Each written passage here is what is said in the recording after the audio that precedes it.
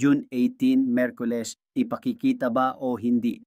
Gagantihan ka ng iyong amang nakakikita ng kabutihang ginagawa mo ng lihim.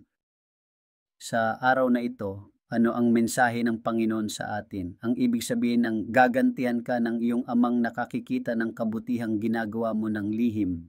Ito ay ang Diyos na siyang Ama, ay nakakakita at nagpapahalaga sa kahit na pinakamaliit na mabubuting gawa na ginagawa natin. Kahit na hindi ito nakikita ng ibang tao, hindi lang ang mga mabubuting gawa na nakikita ng iba ang kinikilala ng Diyos, kundi pati na rin ang mga tahimik at pribadong pagkilos ng kabutihan. Ang gantimpala ay hindi palaging materyal, bagkus ito ay maaaring maging espiritual, gaya ng kapayapaan ng loob, kagalakan o pagpapala mula sa Diyos.